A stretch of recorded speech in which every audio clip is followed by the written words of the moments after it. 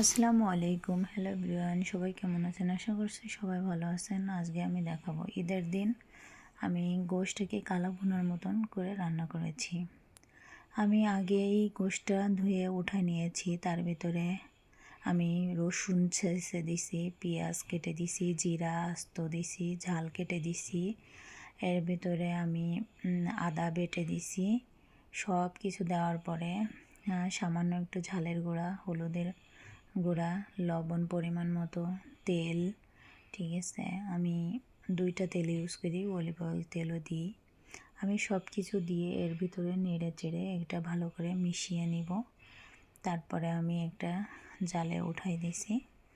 এখন এই যে তেলটা, এই তেলে ভালো করে মাংসটা ভালো সুন্দর কষাই নিব। কষিয়ে নেওয়ার পরে আস্তে আস্তে করে আমি সব কিছুই সবসময়ের জন্য রান্না করি, সব আস্তে আস্তে দেই। এটা কষাইতে কষাইতে এটা মশলার মতন হয়ে যায়। এটা আমার বেটে দেওয়া লাগে না। দেখেন, আপনারা দেখতেই পাচ্ছেন আমি সব কিছু আস্তে দেওয়ার পরও এটা একদমই গলে গেছে, মশলা দেওয়ার মতন হয়ে গেছে। এটা আমার মশলা বেটে দিতে হয় না। আপনারা চাইলে এর ভিতরে জিরের গুঁড়া, ধনের গুঁড়া দিতে পারেন, যে যেরকম মনে হয়। আমরা এর ভিতরে আলু দিয়ে খাই, এই যে আমরা আলু দিয়েছি। তারপরে আমরা এটাকে দারচিনি, এলাচি সব কিছু দিয়েছি এর ভিতরে, লবঙ্গ। আমরা সব কিছুই আস্তা দিই, কোনো কিছুই বেটে দিই না। তাহলে ওটার রাগটা বেশি হয়ে যায়, খেতেও অত ভালো লাগে না। আপনারা এইভাবে করে রান্না করে খেয়ে দেখতে পারেন, অনেক মজাদায়ক।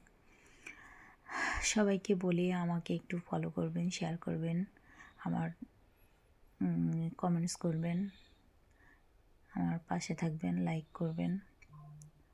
সবাই দোয়া করবেন আমি যেন উপরে উঠতে পারি। আমার রান্নাটা কেমন হয়েছে সবাই কমেন্টসে জানাবেন, ঠিক আছে। এরকম ভালো ভালো ভিডিও পেতে আমাকে উৎসাহিত করলে আমি অবশ্যই আপনাদের দিতে পারবো। আপনারা যদি উৎসাহ না দেন তাহলে তো আমি করতে পারবো না। তাই সবার কাছে আমার অনুরোধ রইল যে সবাই আমাকে একটু সাপোর্ট করবেন, লাইক শেয়ার করে পাশে থাকবেন, ফলো করে। আল্লাহ হাফেজ। এভাবে করে তরকারি রান্না করলে অনেক খেতে মজা হয়। আপনাদের কোনো গলা টলা জ্বলবে না। ঝাল টাল কাঁচা মরিচ দিয়ে রান্না করে খেয়ে দেখতে পারেন, ঠিক আছে। রান্না করার পরে দেখেন এটা একটু কালো কালো দেখা যাচ্ছে, কারণ আমি গোশটা অনেক বেশি কষিয়ে নিয়েছি। এর জন্য এর ভিতরে চাইলে আস্ত রসুনও দিতে পারেন। ওকে।